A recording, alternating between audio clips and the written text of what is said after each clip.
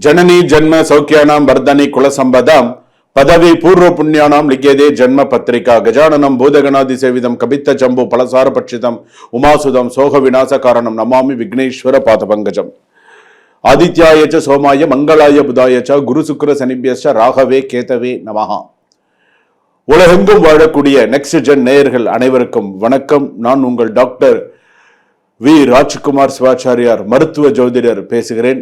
எல்லாரும் எப்படி இருக்கீங்க? நலமா இருப்பீங்க நம்புறேன். இன்றைய தினம் நாம் பார்க்கக்கூடியது ஆடி மாத ராசி பலன்கள். ஆடி மாத ராசி பலன்கள்ல என்ன சுவாமி, ஆடி மாசத்துல எப்படி கிரகங்கள் எப்படி இருக்கும்? ஆடி மாதம் அப்படின்னு நம்ம எடுத்துட்டோம்னு சொன்னா சூரியன் ஒரு ராசியிலிருந்து வரக்கூடியது. மேஷ ராசி, ரிஷப ராசி, மிதுன ராசி. இப்போ ஆடி மாசத்துக்கு வரும்பொழுது எந்த ராசிக்கு வரார்? கடக ராசிக்கு வர்றார். கடக ராசியில யாரோட சேர்ந்து இருக்கார்? சூரியன் குரு ஜாதகத்துல ஒன்னா இருக்கார். அப்ப இந்த ராசிக்கு எப்படி இருக்கும்? கடக ராசி அப்படி இப்போ கடகத்துல சூரியன் வரார். அப்ப இந்த ஆடி மாத ராசி பலன்கள் அப்படின்னு சொல்லும்போது மேஷத்துல கிரகங்கள் கிடையாது. ரிஷபத்துல செவ்வாய், மிதுனத்துல புதன், அதே போல கடகத்துல சூரியன் குரு, சிம்மத்துல பாத்தீங்கன்னா சுக்கிரன், கேது ஜாதகத்துல இருக்கு. அதே போல கும்பத்துல ராகு, அதே போல மீனத்துல சனி இருக்க.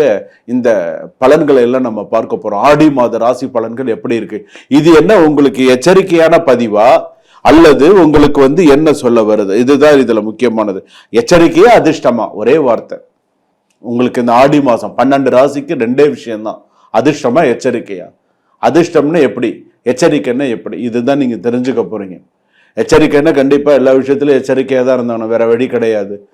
நம்ம எவ்வளவுதான் சில விஷயங்கள் நம்ம பார்த்து செஞ்சாலும் சில விஷயங்கள் நமக்கு தெரியாது. ஏதோ ஒரு பிரச்சனைகள் வரும், ஏதோ ஒரு விஷயங்கள் நம்ம சமாளிப்போம், ஏதோ ஒரு விஷயங்கள் நடந்துட்டு இருக்கும்.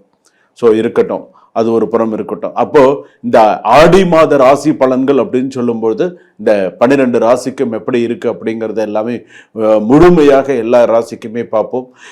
என்னென்ன ராசியுடைய, அதே போல என்னென்ன அம்மனை வழிபாடு செய்தால், எந்தெந்த அம்மன் வழிபாடு செய்தால் சிறப்பு அப்படிங்கிறதையும் நம்ம பார்ப்போம்.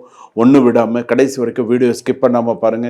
அப்பதான் ராசியில என்னென்ன விஷயங்கள், நடுவில் என்னென்ன சொல்லியிருக்கேன், எதுவும் ஸ்லோகங்கள் சொல்லியிருக்கேன்னா எப்படி இருக்கு என்னங்கிறத தெரிஞ்சுக்கலாம். வாங்க வீடியோக்குள்ள போலாம். ரிஷப ராசி நேயர்களை, உங்களுக்கு எப்படி இருக்கு அப்படிங்கறத தெரிஞ்சுக்கலாம். இந்த ஆடி மாத ராசி பலன்கள் எச்சரிக்கையாக இருக்க வேண்டுமா, போராட்டமாக இருக்குமா, அதிர்ஷ்டமாக இருக்குமா? சில அதிர்ஷ்டங்கள் உங்களை தேடி வரும் அப்படின்னு கூட சொல்லலாம். சிறு அதிர்ஷ்டங்கள் தேடி வரும். இதுல பாத்தீங்க அப்படின்னா ஒரு 70% ஜாதகத்துல சிறப்பா இருக்கும். 30% கொஞ்சம் ப்ராப்ளம் இருக்கு.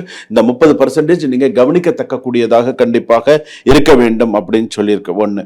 அதுலயே பாத்தீங்க அப்படின்னு சொன்னா வேலை வாய்ப்பு முதல்ல அதை எடுத்து புதிய பொறுப்புகள் கிடைக்கும். புதிய பொறுப்புகள், புதிய விஷயங்கள்லாம் கிடைக்கும். வேலை செய்யும் இடத்தில் அதிக பொறாமைகள், அதிக பிரச்சனைகள் இருக்கும். சின்ன விஷயத்துக்கெல்லாம் கூட நீங்க சொல்ற வேலையை செய்ய மாட்டான், வேணும்னே கெட்ட பேர் உண்டு பண்றதுக்கு முயற்சி பண்ணுவான், உங்களை வேலையை விட்டு எடுக்கிறதுக்கு முயற்சி பண்ணுவான். உயர் அதிகாரிகளால் என்ன இந்த மாதிரிலாம் நடக்குது அப்படிங்கிற மாதிரியான ஒரு அவப்பெயர் வரத்துக்கான வாய்ப்புகள்லாம் வரும். கொஞ்சம் கவனமா இருங்க.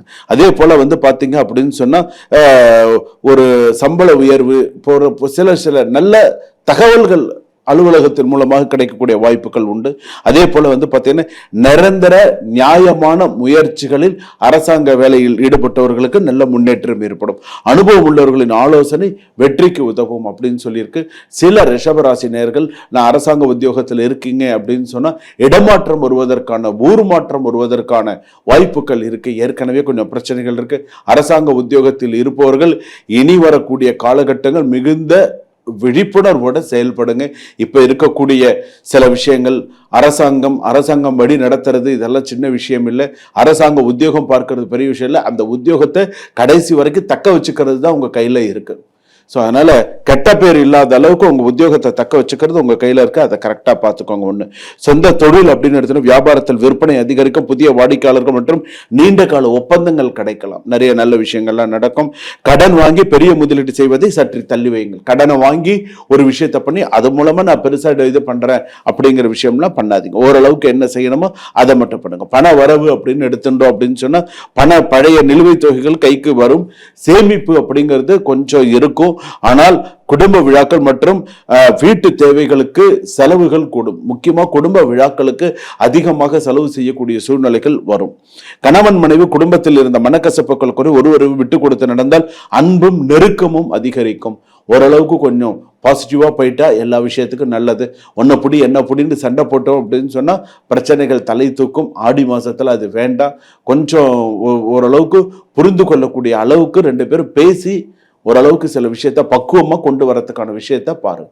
என்ன செய்யணும், என்ன பண்ணணும், திட்டமிடல், சேர்ந்து திட்டமிட்டு சேர்ந்து எந்த ஒரு விஷயத்தை செஞ்சீங்க அப்படின்னு சொன்னால் சிறப்பாக இருக்கக்கூடிய சூழ்நிலைகள் ஜாதகத்தில் உண்டு. அதே போல பார்த்தீங்க அப்படின்னு சொன்னால் உறவினர்களால் பிரச்சனைகள் வரும். யாரு கணவன் மனைவிக்கு யாரால பிரச்சனை வரும்? உறவினர்களால் பிரச்சனை வரும். அதே போல திருமண பேச்சுவார்த்தைகள் சாதகமாக நகரும். நீண்ட நாட்களாக தடைபெற்றிருந்த வரன் நல்ல தகவல்கள் வரும். ஆடி மாசத்துல எடுக்கக்கூடிய முயற்சி சில கல்யாண பலன்கள்லாம் கூடி வரும். அதே போல உணர்ச்சி வசப்பட்டு எந்த முடிவுகளையும் எடுக்க வேண்டாம். குடும்ப மூத்தோர்களின் ஆலோசனைப்படி செய்தால் இந்த விவாகரத்து சில விஷயங்கள்லாம் இருக்கும், அதெல்லாம் கொஞ்சம் கரெக்டாக இருக்கும். திருமணம் மறுமணம் ரெண்டுமே இந்த வருஷத்துல சில வாய்ப்புகள் உண்டு, கரெக்டாக இருக்கும். சட்ட ரீதியான விஷயங்களில் மெதுவாக முன்னேற்றம் ஏற்படும். தேவையான ஆவணங்கள் முழுமையாக தயார் நிலைகள் வைத்திருங்கள். இந்த இஎம்ஐ கட்டுறது, இந்த ஃபோன் பில் கட்டுறது, முக்கியமான சில பில்ஸ் எல்லாம் இது பண்ணுறது, இதிலெல்லாம் கொஞ்சம் கரெக்டாக கவனம் செலுத்துங்க. சிலதெல்லாம் மிஸ் ஆகிறதுக்கும் பேப்பர்ஸ் கைவிட்டு மறந்தோ போகிறதுக்கோ வாய்ப்பு இருக்குது. கொஞ்சம் கரெக்டாக சில விஷயங்களை கொண்டு போங்க. போக்குவரத்து வாகனங்கள்ல நீண்ட தூர தொலைப்பயணங்கள்லாம் சோர்வு ஏற்படலாம். நீண்ட தூர தொலைப்பயணங்கள்லாம் கொஞ்சம் இரவு நேரங்கள் பயணங்கள்லாம் கொஞ்சம் ஜாக்கிரதையாக போயிட்டு, வாகனங்களில் பெண்கள் முக்கியமாக வாகனத்தில் கவனமாக இருக்கிறது நல்லது. இந்த மாதத்தில் பார்த்தீங்கன்னா தொழில் வளர்ச்சி அதிகமாக இருக்கும். பணவரவு ஓரளவுக்கு சமமாக ஓரளவுக்கு கொண்டு போக முடியும். குடும்ப ஒற்றுமை, புதிய வியாபார வாய்ப்புகள், கல்வியில் ஓரளவுக்கு முன்னேற்றங்கள் போன்ற நிறைய நல்ல விஷயங்கள்லாம் நடக்கும். அது கவனிக்க வேண்டியது தேவையற்ற பிடிவாதங்கள் இருக்கக்கூடாது. அதிக செலவுகள் இருக்கக்கூடாது. முதலீட்டில் அவசரம் இருக்கக்கூடாது. உணவு மற்றும் உடல்நல அலட்சியம் இருக்கக்கூடாது. பயணங்களில் கவனக்குறைவு அப்படிங்கிறது இருக்கக்கூடாது. அம்மன் வழிபாடு, பெருமாள் வழிபாடு நிச்சயமாக செய்ய வேண்டும். அதே போல ஆடி மாத ராசிக்கா வளர்ச்சியும் வருமானமும் தரக்கூடிய மாதமாக இருக்கும். என்னது? வளர்ச்சியும் வருமானமும் தரக்கூடிய மாதமாக இருக்கும். பொறுமையுடன் செயல்பட்டால் பெரிய வெற்றிகளை அடையலாம். உங்கள் ராசியை என்ன அப்படிங்கறத சொல்லுங்க. போனது போட்டும். ரிஷபராசி பொறுத்தளவுக்கு இதுக்கப்புறமாவது கவனமா இருங்க. ரிஷபராசி பொறுத்தளவுக்கு உங்க பேரை கெடுக்கிறதுக்கு ஒரு பெண் தயாரா இருக்கா பார்த்துக்கோ. அந்த ஒரு பெண்ணால உனக்கு பிரச்சனை வரும். அந்த பெண் பிரச்சனை இல்லாத அளவுக்கு நீ பார்த்துட்ட அப்படின்னு சொன்னால் நல்லது. சுபம். வாழ்க வளமுடன்.